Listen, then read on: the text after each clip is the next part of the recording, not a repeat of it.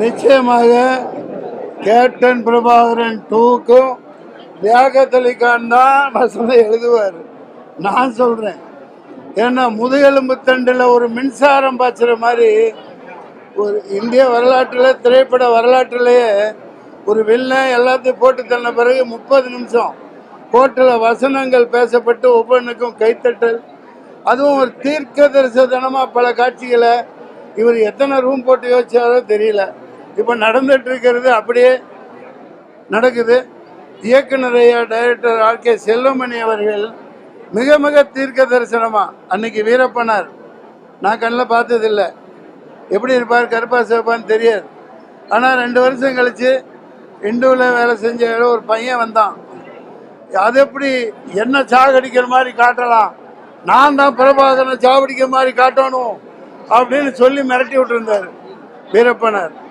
அவர் ஒரு கதாநாயகனா மக்கள் மத்தியில் வாழ்ந்துட்டு இருந்தது தான் இந்த படம் வெற்றிக்கு மிக மிக முக்கிய காரணம். மிக மிக முக்கிய காரணம் சினிமா ரசிகர்கள், தமிழக மக்கள், கேப்டனின் அன்பும் மக்கள் ஆதரவும் தான் இந்த நிமிஷம் வரைக்கும் இவ்வளவு பெரிய கூட்டத்தை கூட்டி இன்னமும் பார்க்க வச்சுக்கிட்டு இருக்கு. அதுக்காக அந்த மக்களுக்கு நான் மிக மிக தமிழக மக்களுக்கும் தென்னிந்திய மக்களுக்கும் நான் ரொம்ப கடன் பெற்றிருக்கேன். இளையராஜா அவர்களின் இசை தான் என் பாத்திரத்தை காப்பாற்றினது. ஒவ்வொரு இடத்துல பின்னணி அப்படி நான் வரையில அவர் கொடுக்குற ஆர்ஆர் வாழ்க்கையில் மறக்கவே முடியாது. இப்படி ஒவ்வொன்றா நன்றி சொன்னோம். சரத்குமார் சார், ரம்யா கிருஷ்ணன் அவர்கள். நான் இதில் சாதாரணமாக தான் நடிக்க இருந்தேன். ஆனால் அண்ணன் டைரக்டர் சார் சுழுக்கெடுத்து வசன உச்சரிப்பெல்லாம் எனக்கு இப்படி வேணும்னு சொல்லி கொடுத்து என்னை செதுக்கினது ஆர்.கே. செல்வமணி சார். இப்படி ஏகப்பட்ட விஷயங்கள் தமிழக அரசியலை அந்த காலத்து 34 வருஷத்துக்கு முன்னாடி இவ்வளவு தைரியமா தோல் உரிச்ச ஒரு மாபெரும் புரட்சி இயக்குனர் தான் செல்வமணி அவர்கள். இன்னமும் அந்த வீரியம், வீரியம் குறையாம இருக்கு. நிச்சயமா அது குறையாம அடிப்பார். அதன் மூலம் ஒரு மிகப்பெரிய ஒரு புரட்சி நிச்சயமாக ஏற்படும். நான் ரொம்ப பேசிக்க விரும்பல.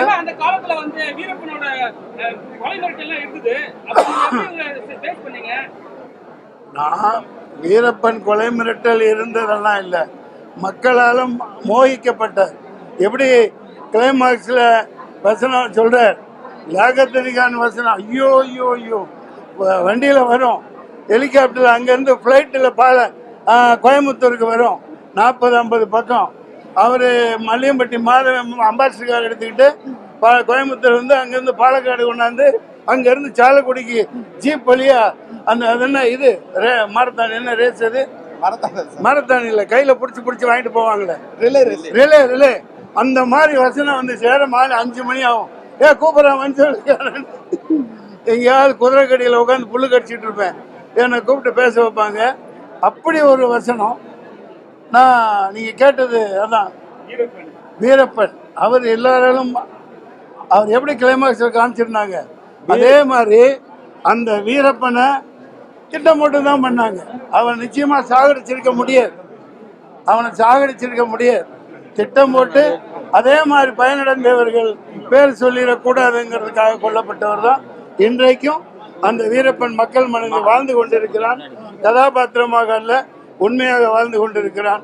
அவன் இருந்த வரைக்கும் காடு நல்லா இருந்துச்சு, தண்ணியெல்லாம் வந்துகிட்டு இருந்துச்சு, எவனும் டேம் கட்டுறதை பற்றி யோசிக்க மாட்டான்.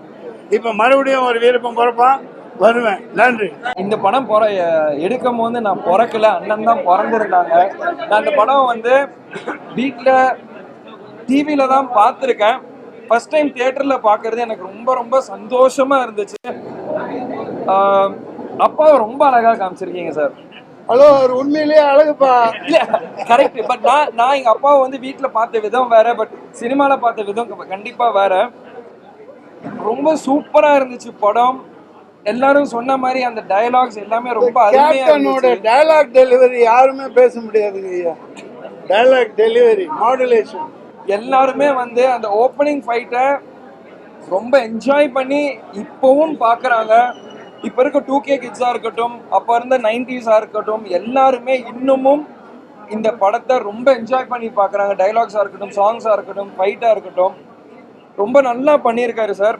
நான் இந்த படத்தை 90s எடுத்தாங்கன்னு சொன்னா நம்பவே முடியாது. ஏன்னா அப்பவே வந்து இவ்வளோ டெக்னாலஜி, இவ்வளோ கிறிஸ்பான, இவ்வளோ ஷார்ப்பா எடுத்திருக்காரு. இப்போ இந்த படம் பார்த்தா கூட போர் அடிக்கல.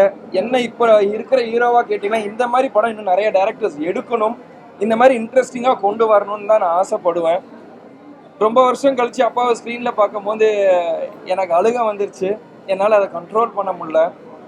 ஸோ இந்த மாதிரி இன்னும் நிறைய அப்பாவோட படத்தை எனக்கு ஸ்க்ரீன்ல பார்க்கணும்னு ரொம்ப ஆசையா இருக்கு. நான் எல்லாம் ரெடி சார். என்ன சார் ஓகேன்ட்டாரு, நானும் ஓகே தான் சார், அவ்வளோதான். சார் எப்பவுமே வந்து சார் வந்து கேப்டன் சொல்லுவாங்க. நேற்று வந்து ஒரு பெரிய விஜய் சார் என்ன சொல்லுவாங்க, அண்ணான்ட்டாரு. அது எப்படி நீங்க பாக்குறீங்க? எனக்கு பின்னால அவங்க பேசாம இருந்துட்டு அண்ணா மதுரையில விஜய் அண்ணனுக்கு வந்து அப்பா வந்து அண்ணன், ஸோ அவர் வந்து அண்ணான்னு கூப்பிடுறாரு, அவ்வளோதான். இதுல ஒன்றும் பெருசா நம்ம பார்க்கறதுக்கு ஒன்றும் இல்லை. அப்பா வந்து விஜய் சார் சின்ன வயசுல இருந்து பார்த்துருக்காரு, அதனால விஜய் அண்ணன் வந்து அப்பாவை அண்ணன் கூப்பிட்டு பழகிருக்காரு, அதனால அண்ணன் சொல்லிட்டாங்க, அவ்வளவுதான். இல்ல விஜய் சார் ரசிகர்லாம் வந்து எங்களெல்லாம் வந்து கவர்ந்து இழுக்கிறாருன்னு சொல்லிட்டு ஒரு விஷயம் போயிட்டு இருக்கு. புரியல. எங்களெல்லாம் கவர்ந்து இழுக்குன்னு சொல்லிட்டு போயிட்டு இருக்கு. விஜய் சார் வந்து விஜய் ஃபேன்ஸ் வந்து கவர்ந்து இழுக்கிறாருன்னு சொல்லிட்டு போயிட்டு இருக்கு. எப்படி பாக்குறீங்க? இந்த படத்தை பத்தி பேசுமா? அப்பா வந்து எல்லாரும் மக்கள் சொத்து. அப்பா படத்திலேயே சொல்லியிருக்காரு, மக்கள் திருப்பி மகேசன் திருப்பன்ட்டு. ஸோ அது மக்கள் சொல்ல போறாங்க, யார் இழுக்கிறாங்க இது அதெல்லாம் அங்கே எதுவுமே கிடையாது. இப்போ கேப்டன் பிரபாகர் ரீரிலீஸ்க்காக வந்திருக்கோம், அப்பாவை கொண்டாட வந்திருக்கோம். அதனால நம்ம அதை மட்டும் பார்ப்போம். அது நீங்க சொல்லுவோம், பார்ட் 2ல சொல்லுவோம். சந்தோஷத்தை பகிர்ந்துப்போம். என்னென்ன படத்தை வந்து நீங்க ரீரிலீஸ் பண்ணலாம்? அதுல நீ எந்த எனக்கு அப்பாவோட எல்லா படத்தையும் எனக்கு ரீரிலீஸ் பண்ணணும், அதுதான் என்னோட ஆசை. ஒண்ணுன்னு கிடையாது, அப்போட மொத்த படத்தையும் படத்துல இருந்து கடைசி படம் வரைக்கும் என் படம் நான் என் கூட நடிச்சிருக்கேன், அந்த படம் வரைக்குமே எனக்கு ரீரிலீஸ் பண்ணணும் தான் ஆசை.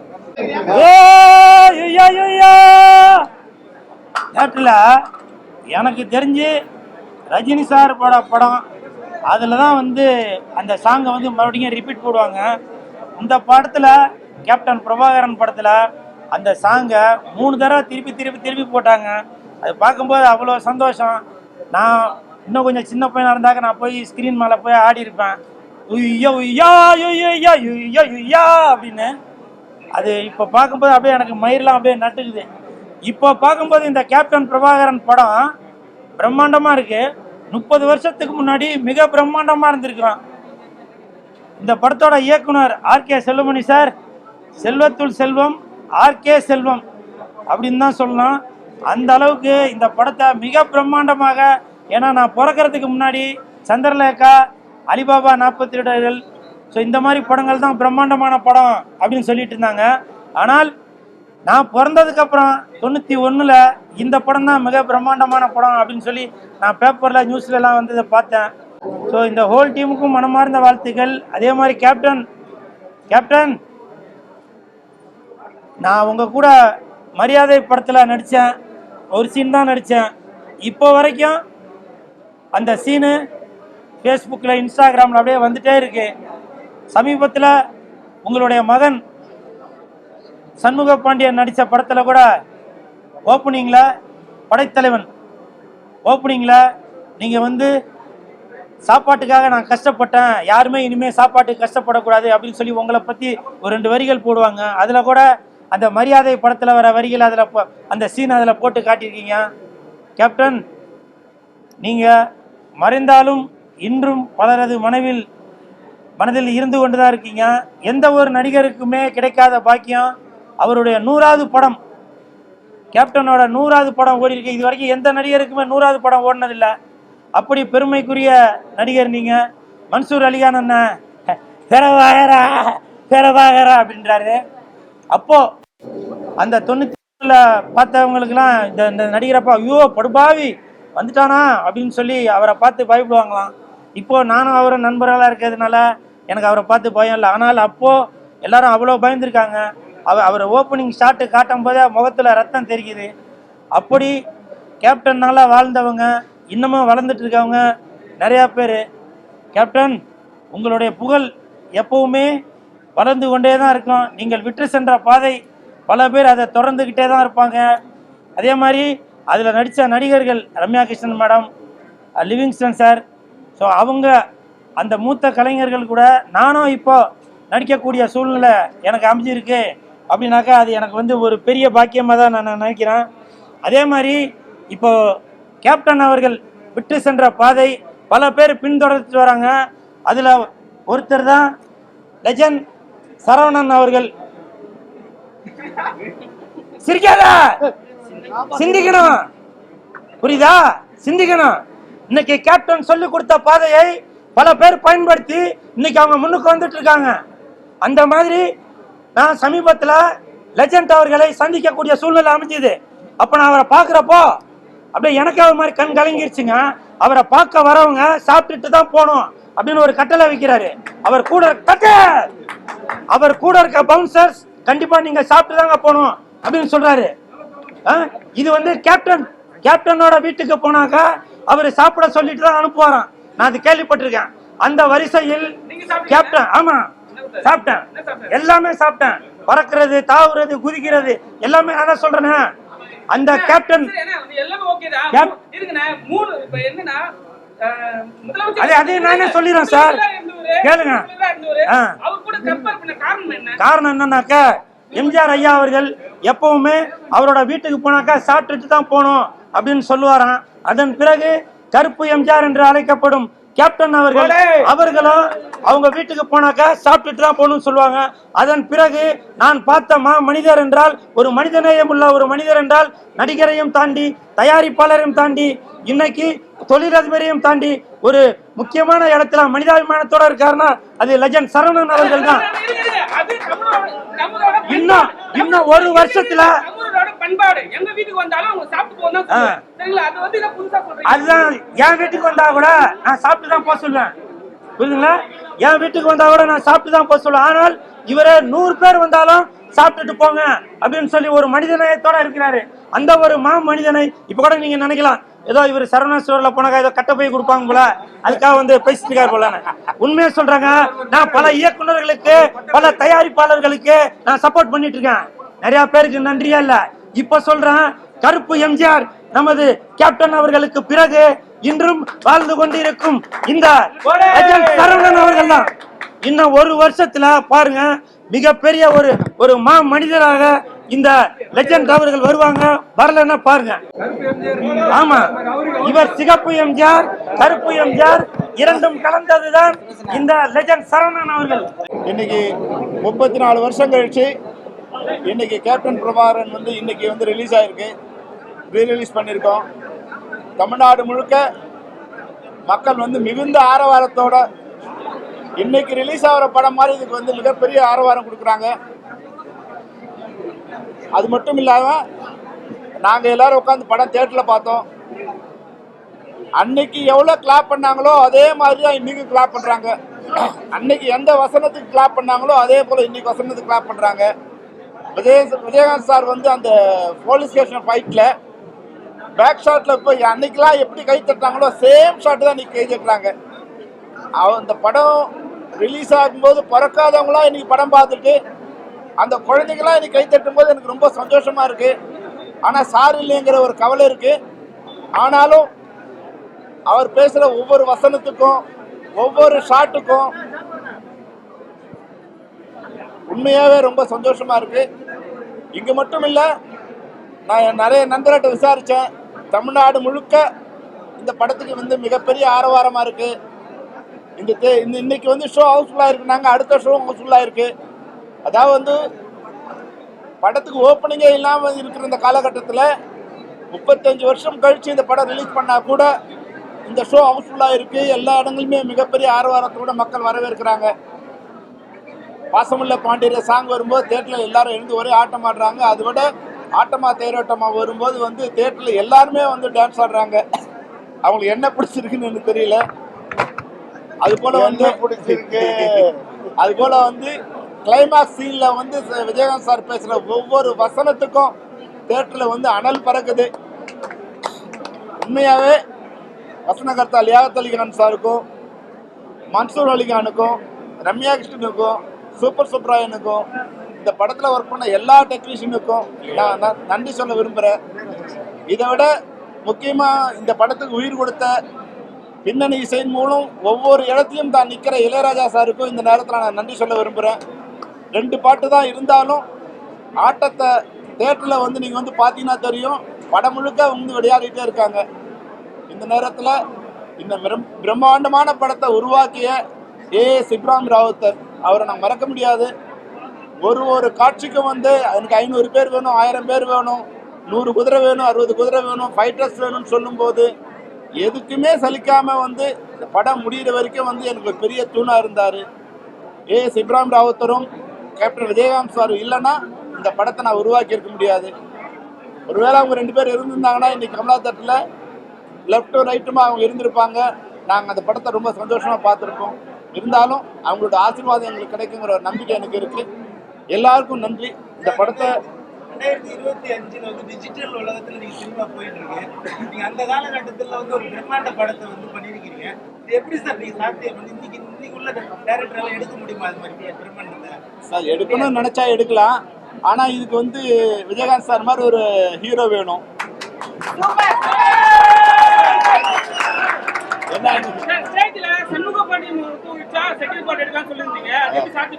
நிச்சயமா படம்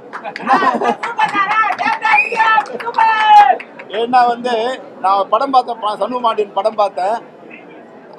விஜயகாந்த் சாருக்கு ஒரு இன்ச்சும் குறையாம ஏறி அடிக்கிறாரு அவர் வந்து.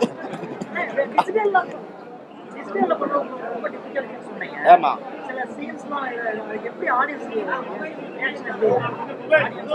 சார், இது வந்து இப்போ என்னன்னா எங்ககிட்ட நெகட்டிவ் இல்லை. 35 வருஷம் ஆயிடுச்சு. இப்போ பிரிண்ட்ல இருந்தா நாங்கள் இது பண்ணியிருக்கோம். ஆனால் ஒரு ஃப்ரேமை ஒர்க் பண்ணி தான் பண்ணியிருக்கோம். அதனால வந்து என்ன மேக்சிமம் பண்ண முடியுமோ அந்த அளவுக்கு பண்ணியிருக்கோம். நீங்கள் ஒன்றா பாருங்க, இன்னைக்கு எடுத்த படத்துக்கும் அதுக்கும் ஒரு பெரிய டிஃப்ரென்ஸ் நீங்கள் கண்டுபிடிக்க முடியாது. ஃபிலிம்லேருந்து நாங்கள் ட்ரான்ஸ்ஃபர் பண்ணியிருந்தா கூட நீங்கள் அதை வந்து டிஃப்ரென்ஸ் கண்டுபிடிக்க முடியாது. நிச்சயமாக அது ஈக்குவலான இதுதான் இருக்கிற பிரபாகரன் படம் செகண்ட் ரீரிலீஸ் பண்ணும்போது ஒரு விஷயம் 6 மாசம் வந்து ஒர்க் பண்ணாங்க. அது எனக்கு ஒர்க்கிங் பிடிக்கலன்னு சொன்னீங்க. இப்போ இந்த ஸ்டைல் உங்களுக்கு பிடிச்சிருக்கா? நிச்சயமா இப்போ நீங்கள் பார்த்தீங்க இல்லையா, முதல்ல என்னன்னா அவங்க ட்ரான்ஸ்ஃபர் பண்ணும்போது வந்து அந்த ஃபிலிம்லேருந்து ட்ரான்ஸ்ஃபர் பண்ணது கொஞ்சம் வந்து கிளாரிட்டி இல்லாமல் இருந்தது. நான் அப்புறம் கார்த்திகை கூப்பிட்டு சொன்னேன், கார்த்திக் இது மாதிரி வந்து பண்ணால் இப்போது உழைப்பு வீணாயிடும். அதனால் வந்து ஒரு 3 மாதம் 4 மாதம் லேட் ஆனாலும் பரவாயில்ல, இது ஒரு ஃப்ரேமாக ஒர்க் பண்ணணும். அப்படி பண்ணாதான் வந்து நல்லாயிருக்கும். டிஐ பண்ணுறது வந்து சும்மா ஒரு ஷார்ட்டாக பண்ணக்கூடாது, ஒரு ஃப்ரேமாக பண்ணணும். மொத்த குவாலிட்டி அதுலேருந்து ட்ரான்ஸ்ஃபர் பண்ணணும்னு சொன்னேன். அதை வந்து அபுவும் ஒத்துக்கிட்டாரு, ராவுத்தர் ஃபிலிம்ஸ் அபு ஒத்துக்கிட்டாரு, அது மாதிரி கார்த்திகும் ஒத்துக்கிட்டாங்க. நிச்சயமாக வந்து நீங்கள் படம் பார்த்தீங்கன்னா தெரியும், அந்த குவாலிட்டியில் வந்து 1% அவங்க குறையிலன்னு என்ன சொல்ல முடியும் சார். நிச்சயமாக உங்கள் எல்லாரோட ஆதரவோட, மக்களோட ஆதரவோட, உங்களோட ஆதரவு, நான் பிரஸோட ஆதரவு சொல்கிறேன். ஏன்னா ஒரு 6-7 வருஷத்துக்கு முன்னாடி நான் கேப்டன் பிரபாகரன் 2 எடுக்கணும்னு நினச்சேன்.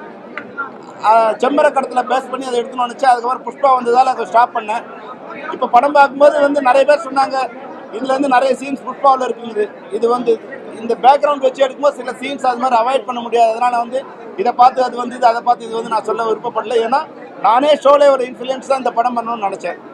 அப்போ ஒரு 6 வருஷத்துக்கு முன்னாடி நான் இந்த படம் பண்ணாதது கூட ஒரு வகையில் நல்லதுன்னு நினைக்கிறேன். அப்போ எனக்கு ஒரு ஹீரோ வந்து நான் தேடிட்டு இருந்தேன். இன்னைக்கு என் கண் முன்னாடி வந்து இப்போ சண்முக பாண்டியன் ஒரு ஹீரோ என் கண் முன்னாடி இருக்காரு. அதனால இந்த சண்முக பாண்டியனை வச்சே கேப்டன் பிரபாகரன் 2 நான் பண்ணலான்னு நினைக்கிறேன். உங்களோட ஆதரவும் விஜயகாந்த் சாரோட ஆசீர்வாதமும் எல்லாரோட ஆசீர்வாதம் தான் நிச்சயமா அதுக்கு ஈக்குவலான இல்லை அதை விட தரமான ஒரு படத்தை எங்களால் தர முடியும். உங்களோட ஆதரவுக்கு நன்றி. இந்த படத்தோட வசனகர்த்தா லியாக்கத் அலி கான். என்னை வசனகர்த்தா ஆக்கினதும் இயக்குனர் ஆக்கினதும் கேப்டன் விஜயகாந்த் அவர்கள் தான். செல்வமணி அவர்களை இயக்குனர் ஆக்கினதும் விஜயகாந்த் அவர்கள் தான். மன்சூர் அலிக்கான தமிழ்நாடே கொண்டாட வச்சதும் விஜயகாந்த் அவர்கள் தான். இப்போ 34 வருஷம் கழிச்சு இவ்வளோ கொண்டாட்டம் இல்லையா? 340 வருஷத்துக்கு பின்னால கூட கேட்டவருடைய புகழ் பேசப்பட்டு கொண்டே இருக்கும். ஏன்னா அவ்வளவு பண்ணியிருக்காரு. இன்னைக்கு இந்த படம் அவர் இல்லைன்னா செல்வமணி சொன்ன மாதிரி இன்னைக்கெல்லாம் அவர் இல்லைன்னா அந்த படத்தை கற்பனை பண்ணியே பார்த்துருக்க முடியாது. எவ்வளவு டைலாக் கொடுத்தாலும் பேசுவார். என்ன நீங்க ஷாக்கு வச்சாலும் நடிப்பார், டூப் இல்லாமல் நடிப்பார். இந்த படத்தை இவ்வளவு பிரம்மாண்டமா எல்லாருடைய ஒத்துழைப்போடையும் கொண்டு வந்த செல்வமணி அவர்கள் இனிமேல் மறுபடியும் படம் இயக்கி இன்னொரு கேப்டன் பிரபாகரன் போல ஒரு பிரம்மாண்ட படத்தை கொடுப்பார். அது வெற்றி படமாக அமையும். அதற்கு உங்களுடைய ஆதரவு எல்லாம் தேவை.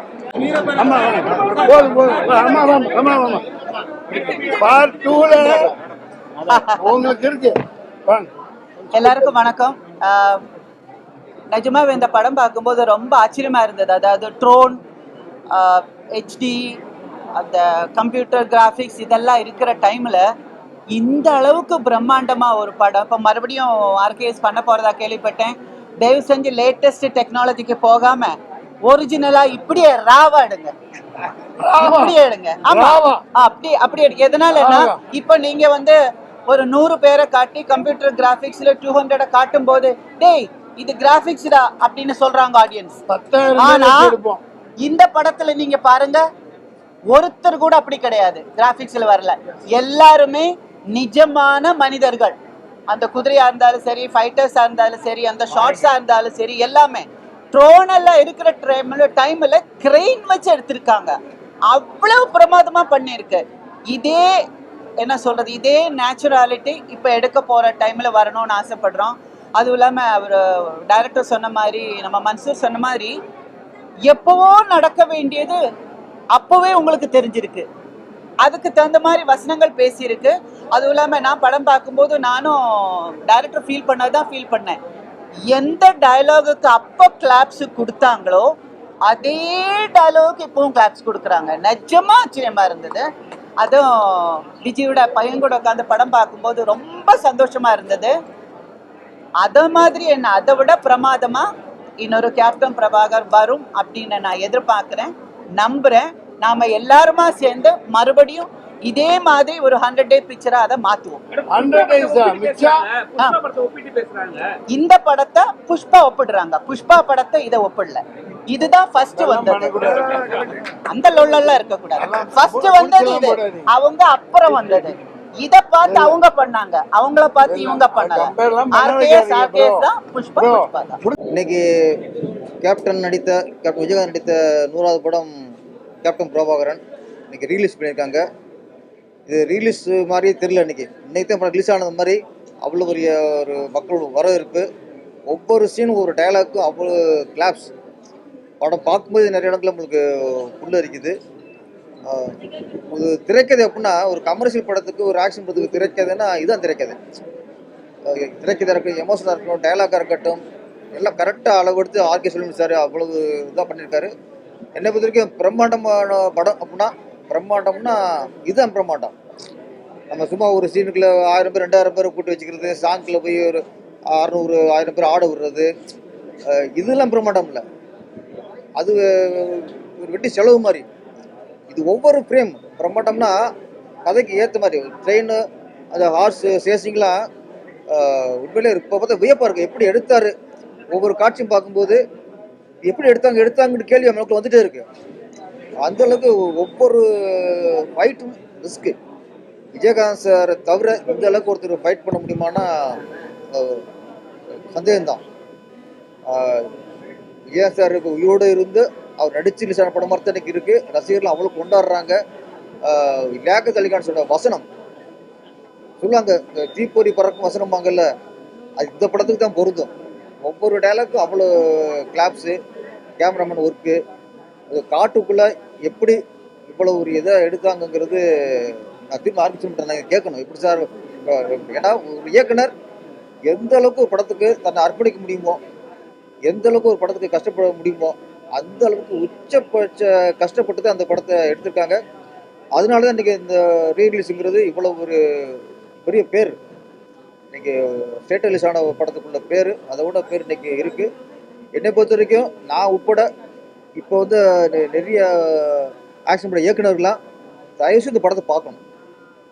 ஒரு கமர்ஷியல் படம் எப்படி எடுக்கணும், எந்த அளவு அதோட அளவுகோல் இருக்கணும், எவ்வளோ கஷ்டப்படணும், கதைக்கு எவ்வளோ கஷ்டப்படணும், வசனத்துக்கு கஷ்டப்படணும். ஒரு பெரிய ஹீரோ வச்சு பண்ணும்போது அவங்க ஃபேன்ஸுக்கு எந்த அளவுக்கு நிறைவாக படத்தை கொடுக்கணுங்கிறது இந்த படத்தை பார்த்துட்டு இன்னைக்கு உள்ள கமர்ஷியல் இயக்குனர்லாம் இந்த படத்தை உண்மையில ஒரு பாடமாக பார்க்கணும். என்னை பார்க்கும்போது, இந்த படம் பார்க்கும்போது தெரியுது நிறைய விஷயங்கள் இதுல இருந்து ஒரு இன்ஸ்பிரேஷன் ஆகி தான் புஷ்பா எடுத்துக்காங்கன்னு தோணுது.